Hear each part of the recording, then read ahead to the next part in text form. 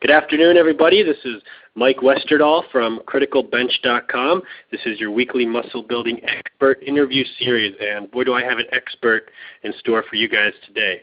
On the interview tonight, we've got Mike T. Nelson. He's a certified strength and conditioning specialist, and he's also a PhD candidate at University of Minnesota.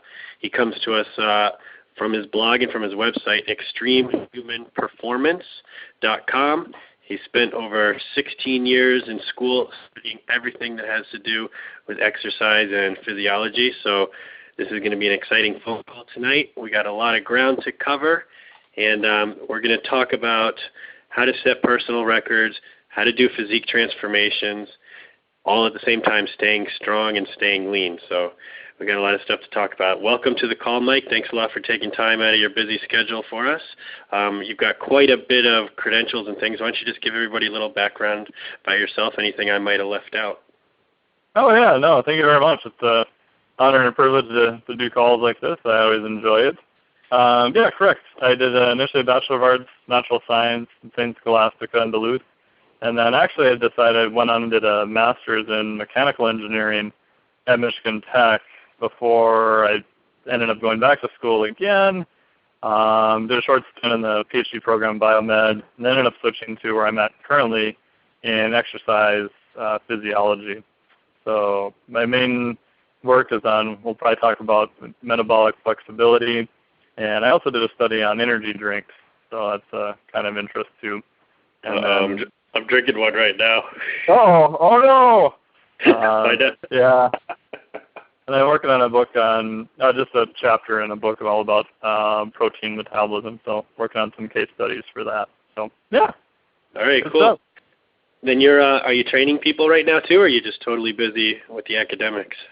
I do have some people from online clients to, various consulting. I do have some people that, I used to work at a commercial gym, and to be perfectly honest, for myself, my personality drove me just bonkers. So I end up just training people out of my garage now, which is so nice. That's cool. Like they just come over and I can do whatever I want, and if it works, great. Then if it doesn't, well, then that's my fault, and I better figure it out really fast. Yeah, and I'm sure you will without some corporate people telling you you're not hitting your quotas and you're doing it wrong. Oh yeah. Sounds like much more fun training people on your own. I know how you feel. I worked as a trainer at commercial gyms too. Yeah, it's great done, yeah. So what exactly is movement coaching? That was one of the services that you said you provide your clients with. Yeah, I guess everything I do is based off of movement. And not that I'm, an expert at, helping someone with their golf swing or basketball shot or whatever, but, most people are just, take golf, for example, are just trying to get better. So if you watch their golf swing, you can say, oh, well, maybe you should try this or maybe you should try that. A buddy of mine, Frankie, says it's just as simple as watching them and trying to notice what doesn't move.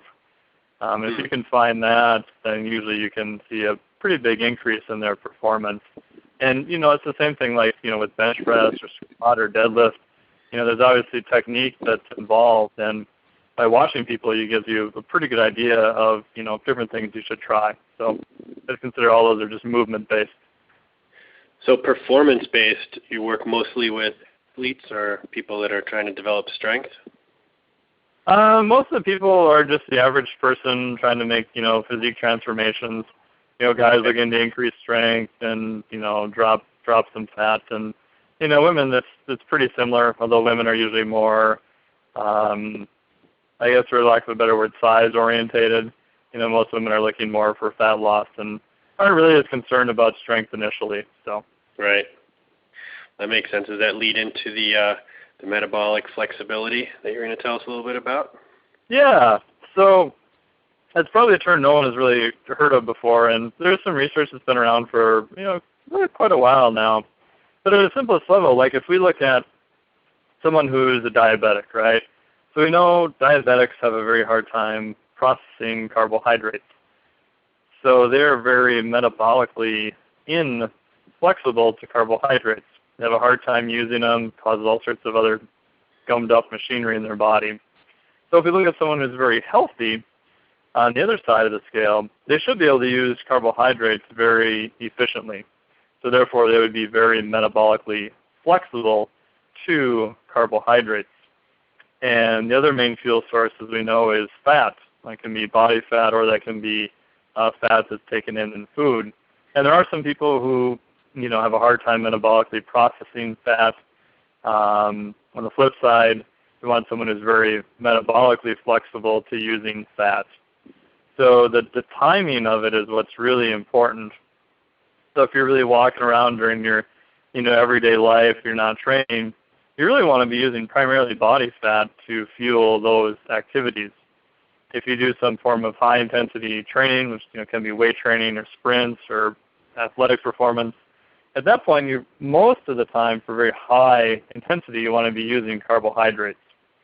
And what we found is that there's actually some people who that's almost reversed. Their body is still trying to burn more carbohydrates at rest, but they then have to take in even more carbohydrates under high-intensity exercise. So in a perfect world, go ahead. Well, how do you determine, how can you tell, what they're using for fuel? Yeah. If you do in a laboratory setting, which obviously not everyone's going to have access to, the simplest thing to look at is what's called the respiratory exchange ratio, or it's called the RER. And so you go into a lab, they stuff this thing in your mouth that measures all the air that you expire. And by the machine analyzing that, it'll give you a little number for each breath they take. And that'll tell you at that point percentage of fat, percentage of carbohydrates. For people who don't have access to laboratory equipment, which is most of the people, a lot of times it's just as simple as paying attention to how you feel, how's your mood, how's your performance. So if I get up and I have, breakfast and I have mostly fat and some protein, how do I feel after that? If I had pancakes, do I feel like I'm going to, fall asleep and my face is going to end up on the pancakes by the end of the meal, or do I feel pretty good? Right. The other main condition is training. Some people do very well having, say, a protein carbohydrate beverage before or during training. Other people, not so well.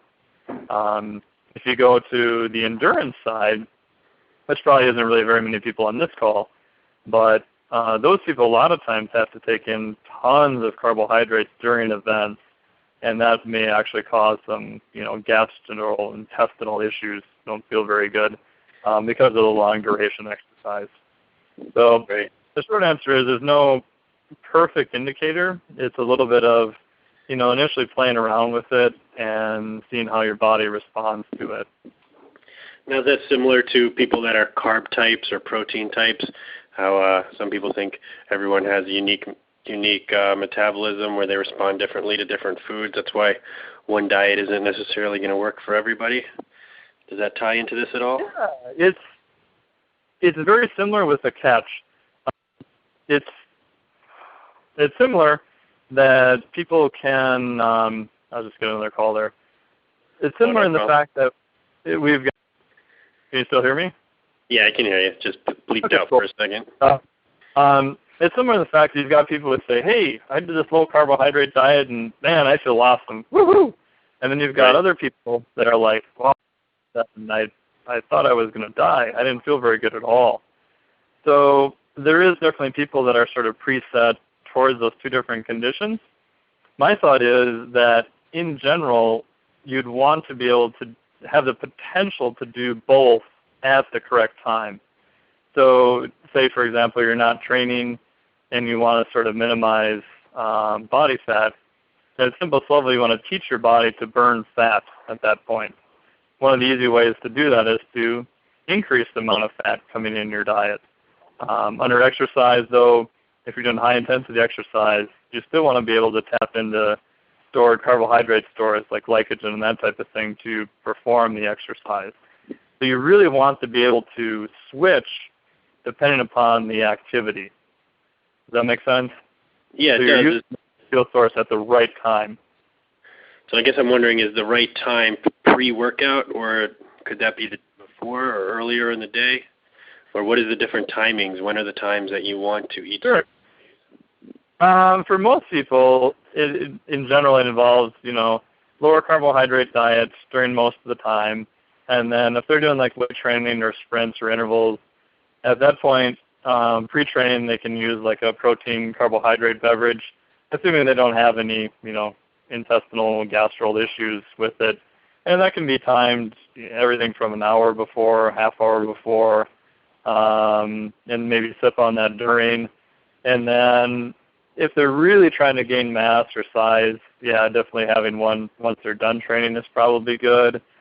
If they're really trying to preserve lean body mass but trying to cut body fat, probably just going back to more just protein post-training is probably going to be a little bit better. Okay, that makes sense. And again, that's reducing calories a little bit too. And most people aren't going to compete and do another event until the next day.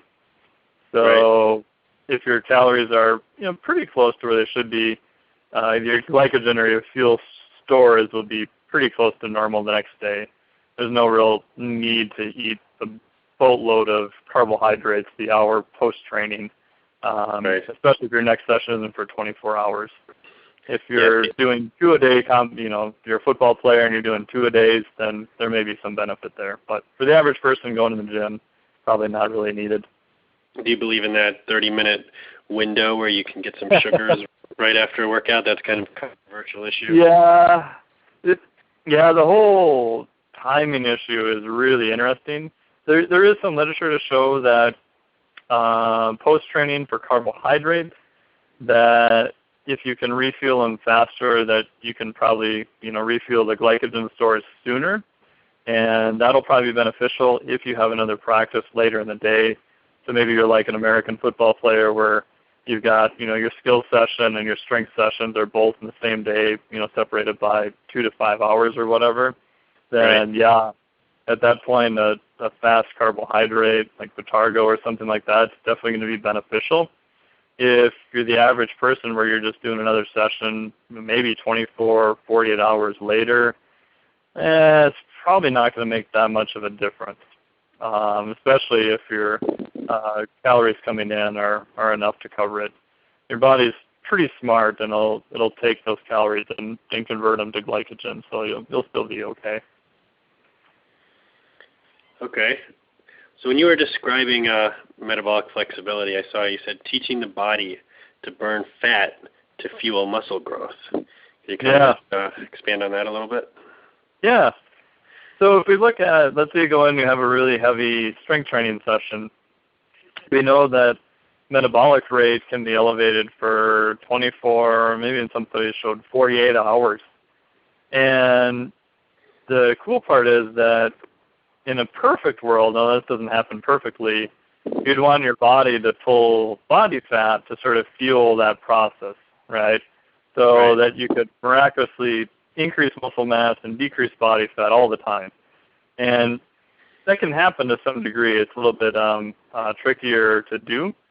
So we know from research that if you look at high-intensity sprints, that's what they call the EPOC, post-exercise oxygen consumption, that the payback is primarily fat burning. So that once you're done, your body is trying to get back to sort of its baseline level, and it does that primarily by using body fat. So it isn't that much of a stretch to think that under weight training, which is still a pretty high intensity event, that your body, if you're teaching it to use fat, could use that to increase the size of the muscles then too. Does that kind of make a little more sense? Yeah, it does. Yeah, I mean, if it works for one, it would only make sense. The same thing could happen during weight training. Yeah, so you'd want to be taking fat and using that as the calories to increase muscle. Yeah, that's good to know that there's potential for that.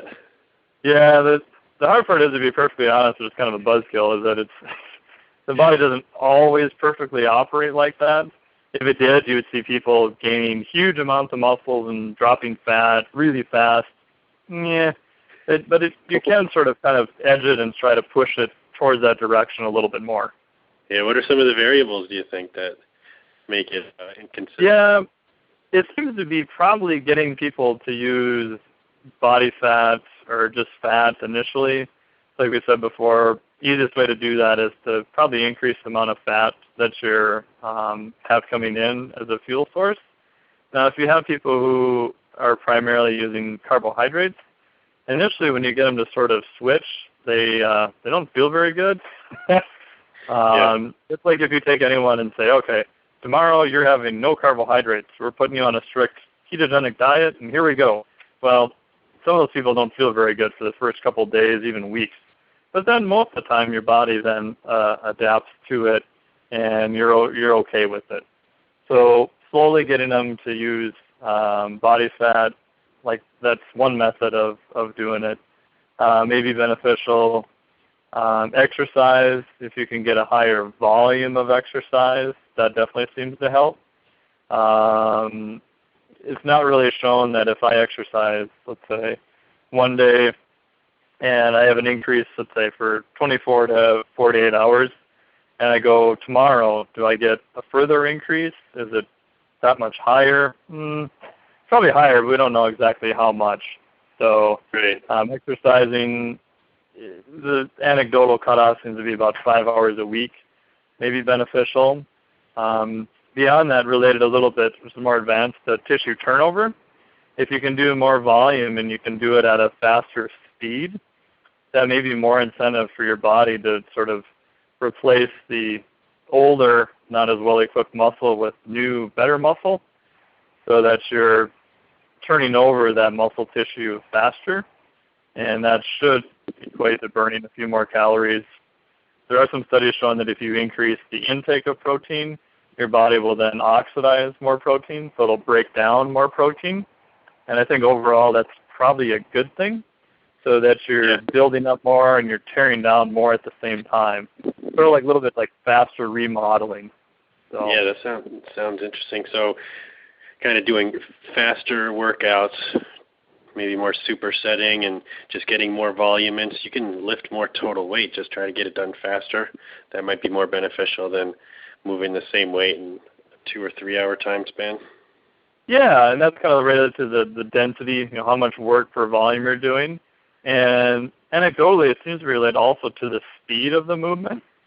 So if you're doing, like, say, kettlebell clean and jerk or something like that, where you're doing a fair amount of reps at a pretty fast speed, that seems to be beneficial too also.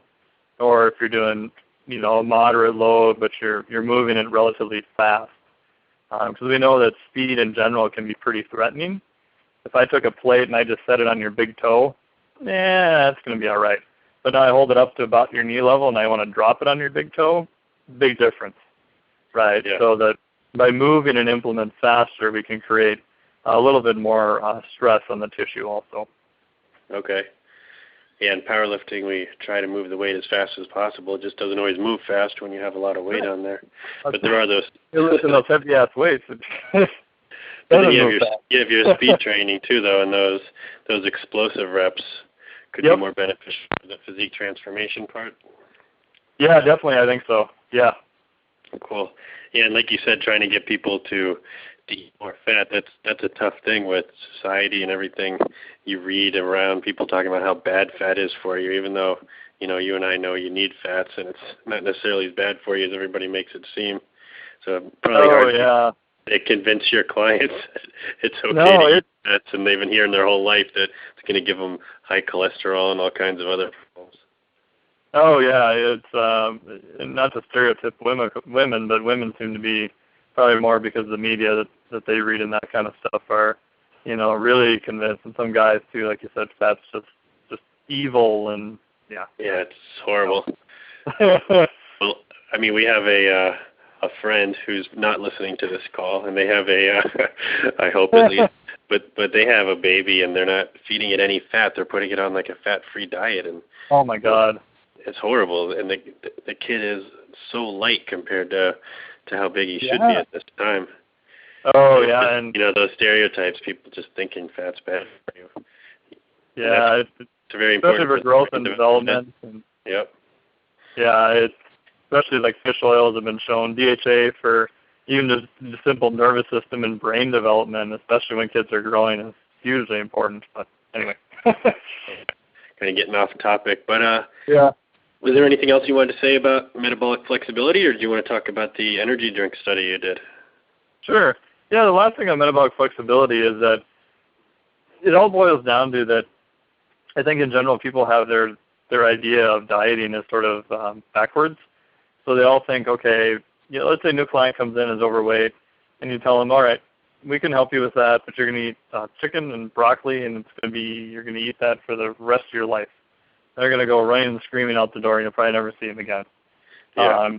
So in general, the fitness culture is that you have to be, sort of suffer more than the next guy, and I'm going to eat chicken and broccoli 99% of my meals, and some of that stuff can work, but again, it can work at what cost?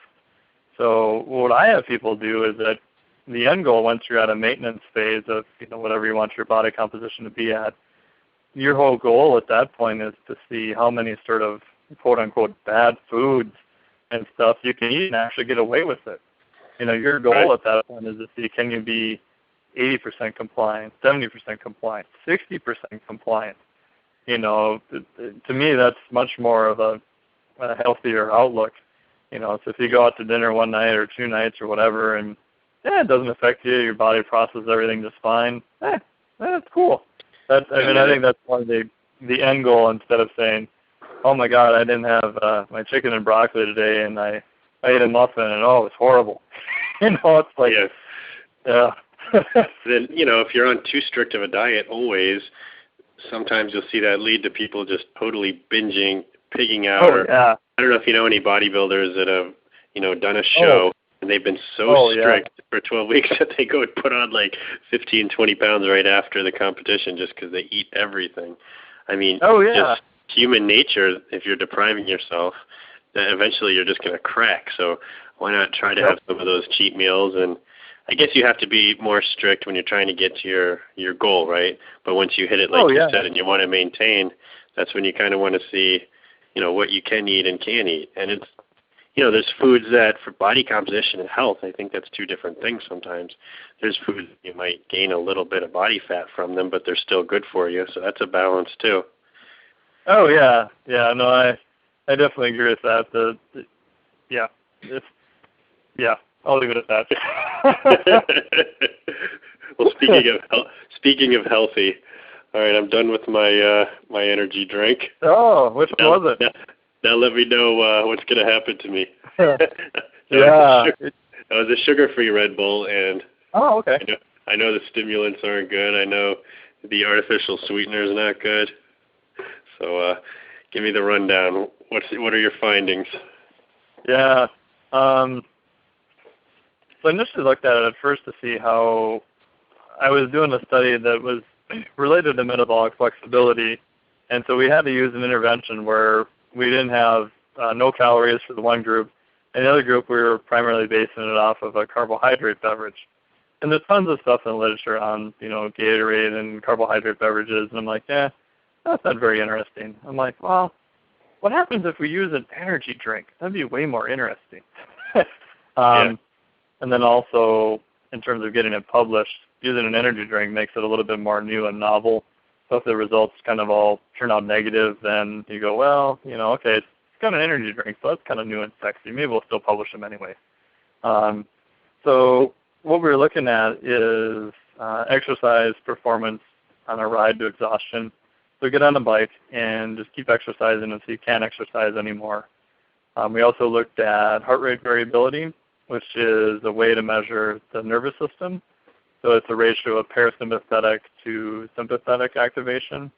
So parasympathetic being sort of the rest and digest branch of the nervous system, and sympathetic being the autonomic nervous system, and sympathetic being the fight or flight. So we wanted to measure that, at rest after an energy drink.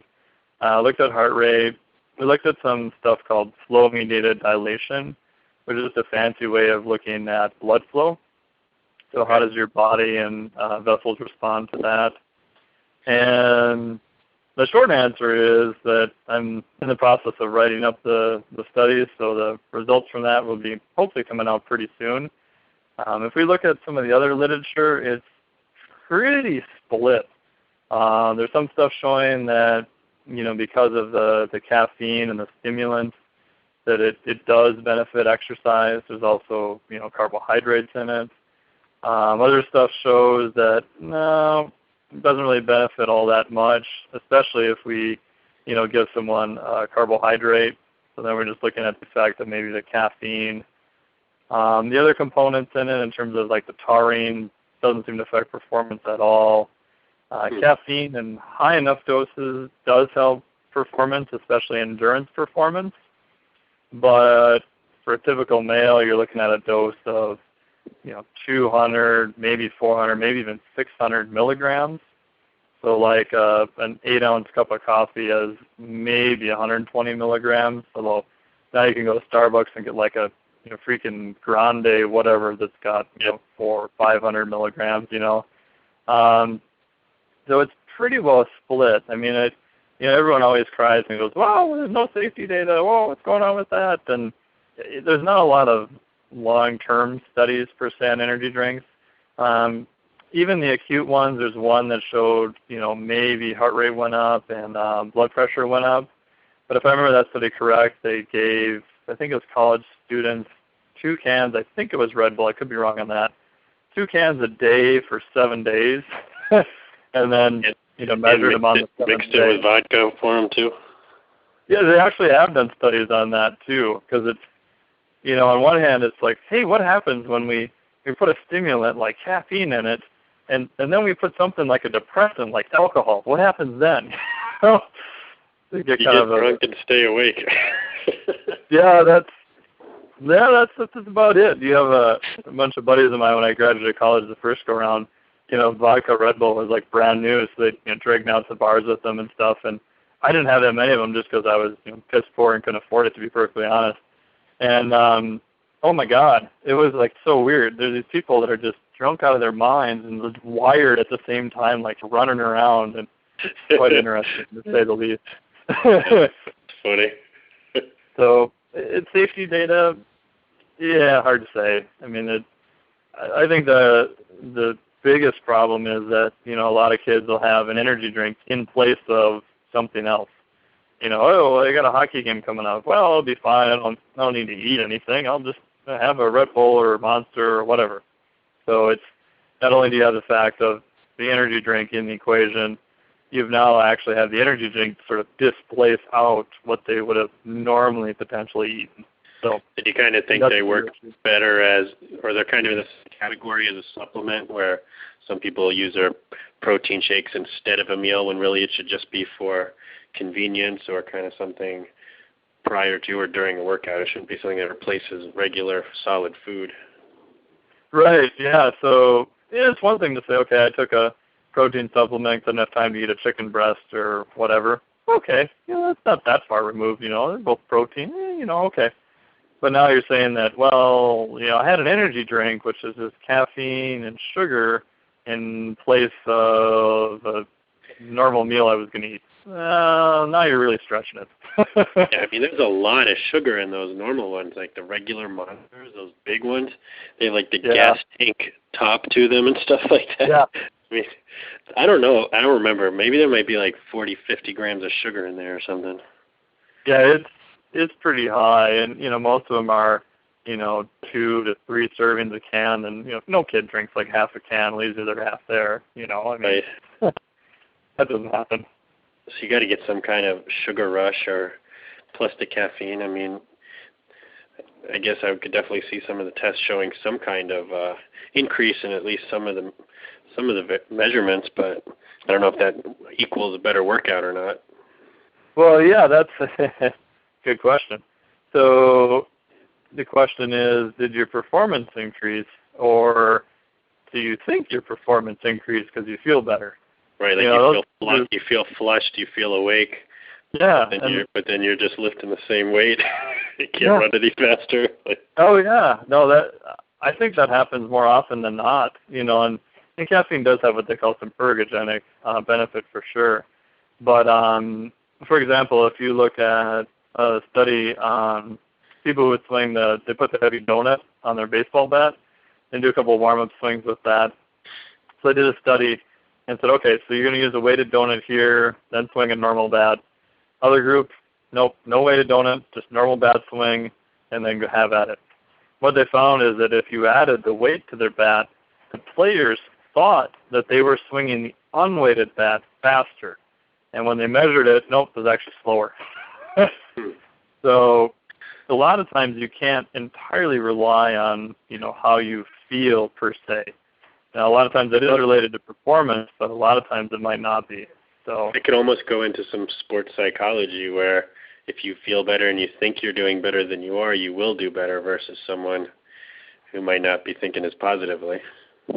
Oh, yeah, and there's no question that your beliefs and, what you think affect your performance and all that kind of stuff. But you just need to make sure that you're, as simple as it sounds, you're actually measuring your performance. Right. I mean, you might as well just do some meditation or visualization instead of using the ring on the bat. You'd get the same effect. Oh, yeah. It's not necessarily the ring.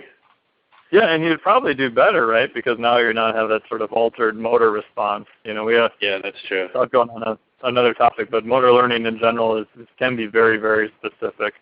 So anything that's, there's been stories of baseball pitchers that have been screwed up from using a baseball that's just a little bit heavy or just a little bit lighter, and you're much better off going to something that's more dramatically different, trying to alter those fine motor skills that the guy has invested, thousands and thousands of reps to get it down to such a fine precision. And you may just screw that all up by deciding to use a baseball that's just a little bit heavier, So you're saying do it more extreme when you're changing it up? Don't just barely. Yeah, yeah. So that the body can probably distinguish it as another motor task. So if the pitcher goes out and throws, a heavy medicine ball, it may not be that bad because in his brain and his nervous system, he's associated that, well, that's a completely different motion. That's a medicine ball. I mean, that's heavy, it's huge. There's no way I can throw that like a baseball.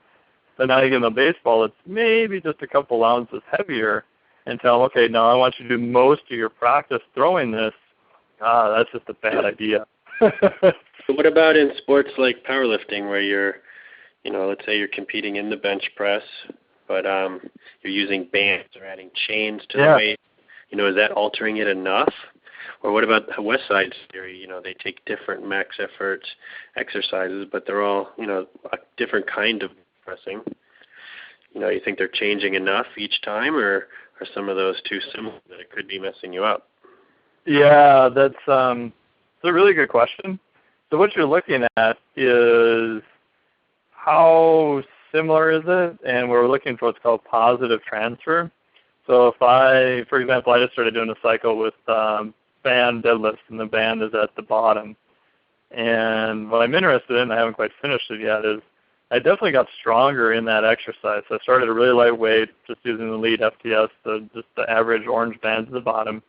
Right. And I was able to, over 3 months, increase my weight in that exercise by well over 100 pounds. Which in the band exercise, right? In the banded exercise, exactly. So the key question is, okay, so I definitely made progress in that. And the next question is, does it transfer to increasing my normal deadlift without bands? I haven't retested my deadlifts yet, so I can't really say. But I mean, I think the guys at Westside and other lifters have done it enough that it definitely does appear to transfer a fair amount. And I think as you're a more advanced lifter, it's probably just enough of a different stimulus to maybe provoke maybe an adaptation, and then test it again to see if it transfers. And that's really hard because I think it comes down to an individual level. So I took a period of time where my sumo deadlift was not as good as my conventional. And I added a whole bunch of weight to my sumo deadlift, and conventional deadlift stayed right about the same. Yeah, I've heard that. I've heard that a lot from people. It's just very, very different muscles being used. Right, but other guys will do it. I've heard it the other way around, though. I've heard if you do conventional deadlift, it will help your sumo go up, but doing sumo will not help your conventional. That's what some guys from my gym have said. Yeah, so all those are is just starting points, unfortunately, for you to perform your own little experiment. Take a set period of time, do it, make sure you get stronger in that lift, and then at the end of it, test it. did my, regular deadlift get better? If it didn't, you wish someone else could just do the test for us, because who's got time to do like 2 months of just one exercise if they're trying to plan for a meet or doing something to see if doing that just one thing is going to help their max. Oh, yeah. It's like we need guinea pigs or something. Yeah, and that's the hardest part. I think it's a little woo-woo. If you do an exercise and your movement or your overall movement quality is better, I think the odds of it positively transferring are better. If you do a movement and like deadlift, bench, whatever, it doesn't matter, and your overall movement quality gets worse, I don't think that's probably going to help you move towards your goal as fast. What do you mean by movement quality? Here's an example. So if you have a guy who's going to do a deadlift, and let's say you're watching him, and it's a real grinder. It doesn't look very good at all. His back's kind of flexed. He's turning red, tons of tension. Looks like his spine's going to shoot halfway across the gym or whatever. But he makes it. Right? He grinds it out. Maybe he hitches a little bit at the end. Probably not legal, but he made the lift, so to speak. And he drops the weight. You kind of watch him walk away from that, and it doesn't look very good. Doesn't look like any person I want to walk around as. The right leg's kind of dragging a little bit, kind of bent over. He made the lift. He executed it. Maybe it was, competition standard or not, debatable. But he sure as hell destroyed the quality of his movement in the process. Right? He's not moving well. The odds of him doing another deadlift that day are pretty much slim to none. So he's pretty much gone beyond where he should have gone. Now, would that have maybe been like 100% 1 rep max or something? Which you don't want to practice movements like that. You want to save that for the meet and keep your form good during practice? Yes, I would say it's definitely related to that, because I think the problem is, in a perfect world, you'd want to do that, but I don't think you would want it to degrade your movement so bad that you couldn't perform it again. Does that make sense? Right. So if we slide back on the spectrum and go, okay, let's do some more lifts at 80%. Oh, let's do, double at 80%. Okay, that's pretty good. My movement's still pretty good. You can measure it by gait, range of motion, grip test, whatever measure I want to use. And my movement's still good. Well, I can probably do that movement again. Right? So your body is always going to get better at what you practice. So if you're practicing a lift and your movement is still good at the end of it, I think that's going to be much more beneficial. Is that going to help a little bit? Yeah, that's a good point. Opposite spectrum of that. Let's say you're one of the guys that misses them a lot. Like you're training, you always end your workout going for a 1 rep max, and you just keep missing those. What does that do to your to the pattern? Yeah, you're in essence learning to fail.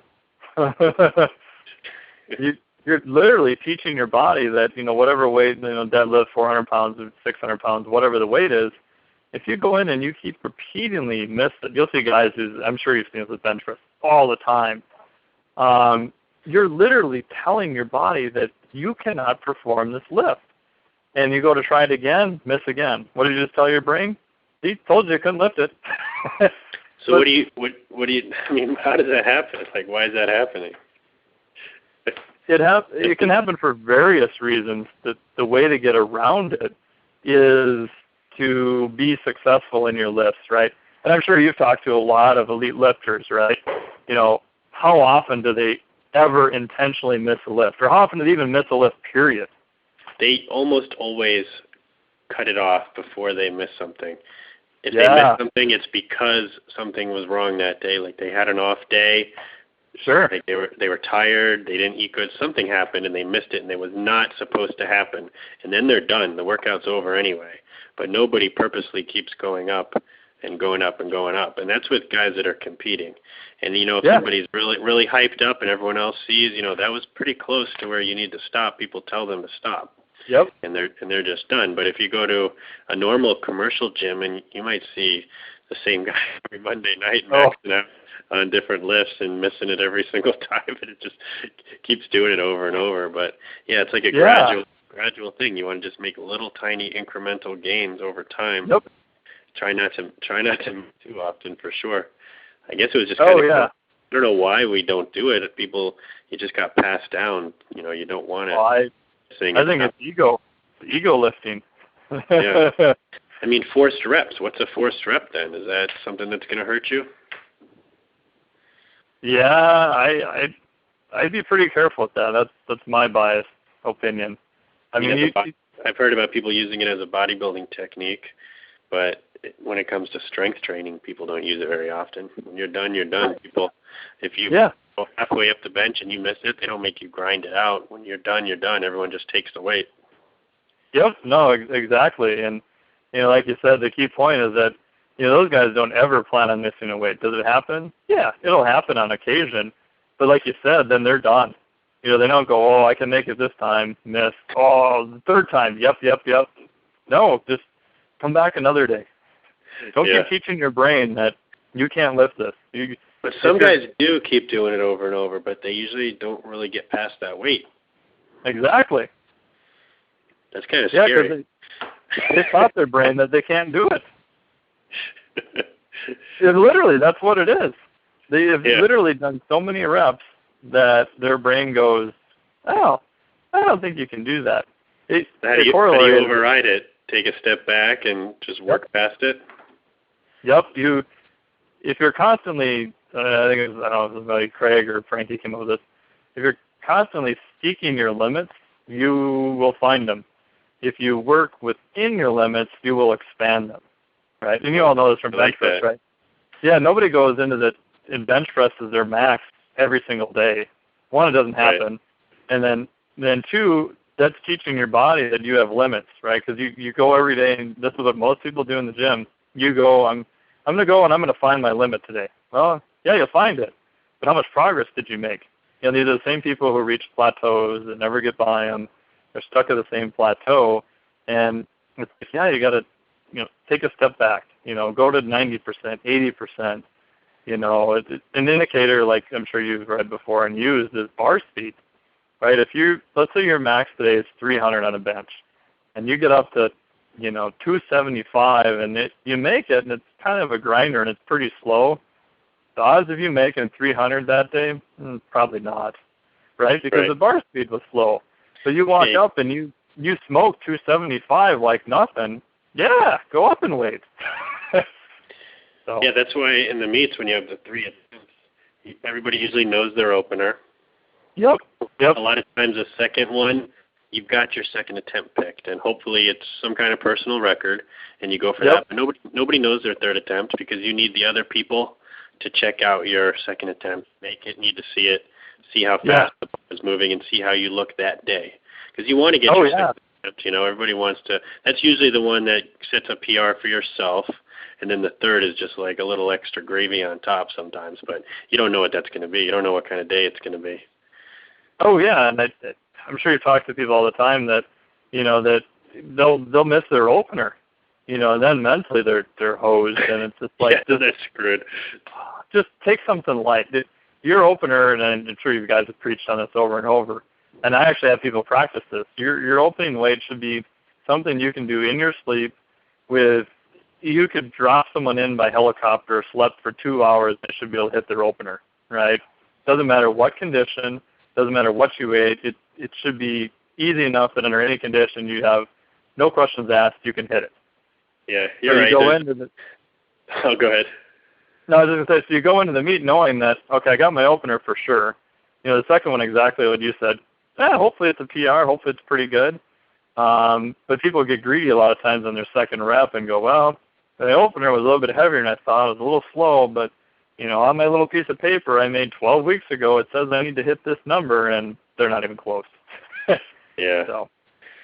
Well, the other thing that can throw off your opener, at our gym we compete with the gear, with powerlifting gear, just supportive. Sure. It helps you lift more weight, but it also takes practice getting it dialed in. And then that's where the opener can get tricky because it takes a certain amount of weight to manipulate that gear that you're wearing, and that's when a lot of geared lifters get into problems. Oh yeah, and unfortunately, whatever you're competing in is what you would need to practice some in. Not saying all your lifts have to be geared, obviously, but you want enough practice if you can do it. Right, and then you have people cutting weight and putting weight back on. They don't put all the weight back on, or they're a lot lighter, and now their gear fits different. And it just throws people off. So. Yep, and in a perfect world, you would do that in training too. So Right. take 4 to 8 weeks out and say, okay, I'm going to try and replicate the same conditions. I'm going to cut weight, and tomorrow is just a gym day, but I'm going to put all my gear on and try and replicate a meet condition and see where I'm at. Yeah, it's really you strange. Must find out then. In any sport, it seems, why change and do things differently all of a sudden? During competition. I did an interview the other day with a bodybuilding competitor, and he was talking about diet prior to a bodybuilding competition. He was like telling how people ate clean and good in their stomachs and everything was used to the food they were eating, and then all of a sudden 1 week before the show they start doing all these crazy things trying to just get extra bit more cut, and then it can backfire on them because their body's not used to it. I mean, it seems like it happens in a lot of sports.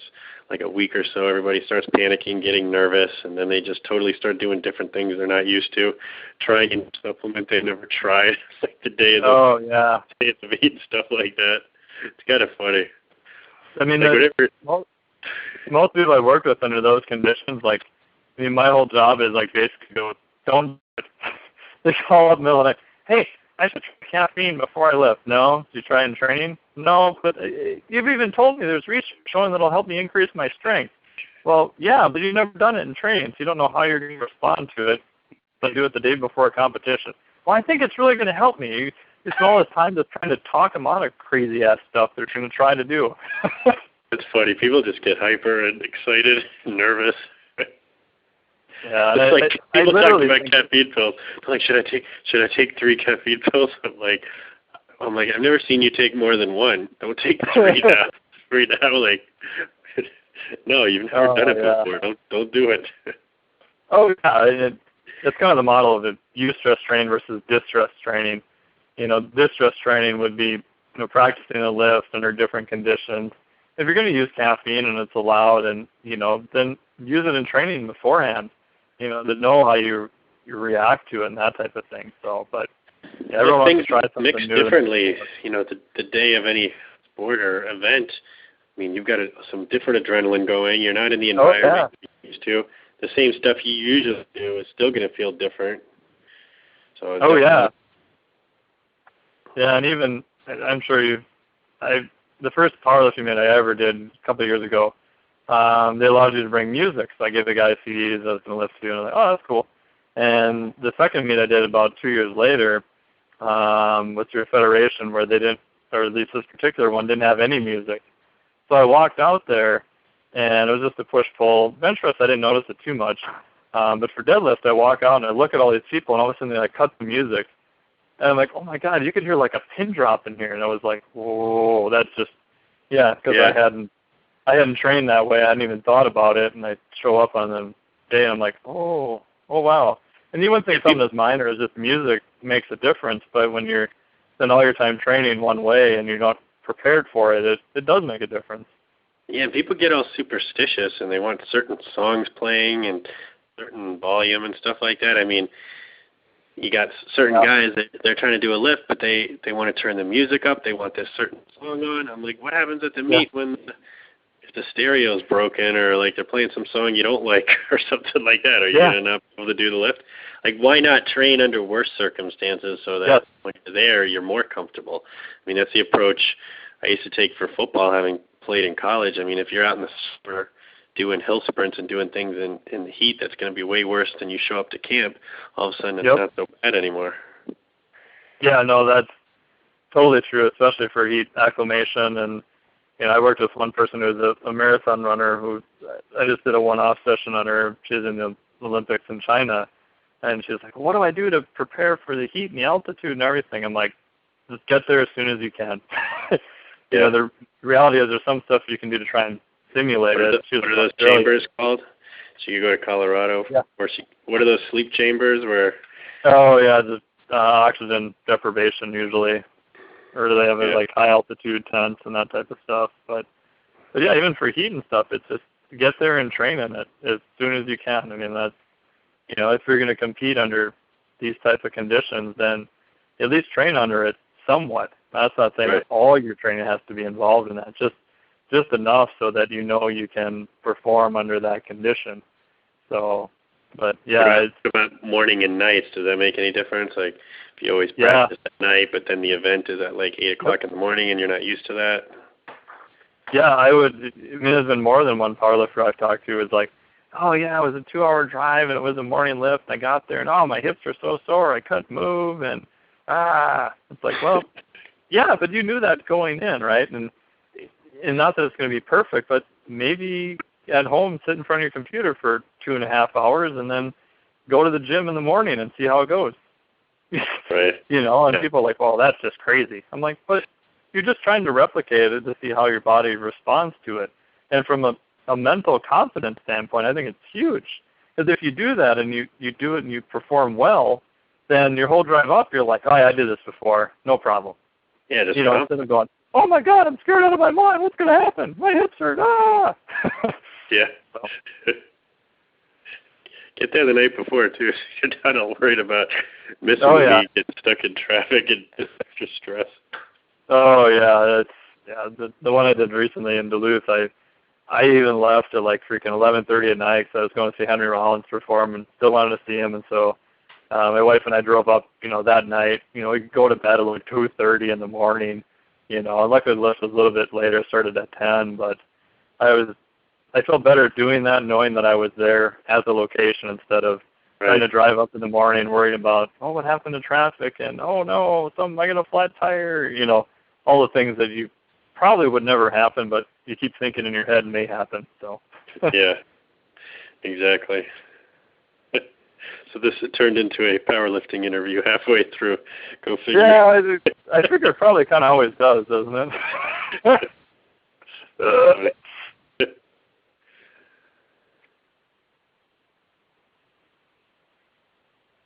Writing the protein chapter right now. Tell us some of the stuff that's going on with you, where people can get a hold of you and stuff, what you're working on.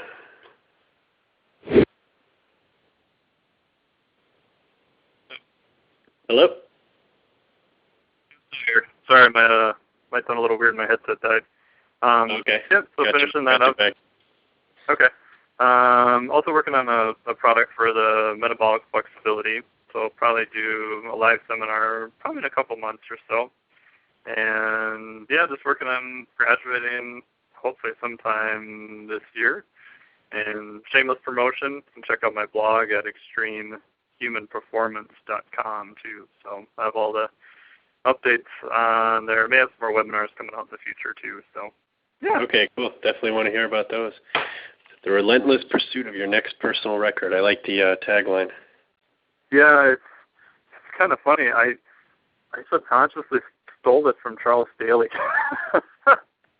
I was like reading his blog, like this was literally like a couple of weeks ago, and I was looking, and his tagline is very similar. And I'm like, oh my God, I think I stole that from. So I sent him an email. I'm like, I think I stole your tagline, so I'm changing it. And he's like, oh, okay.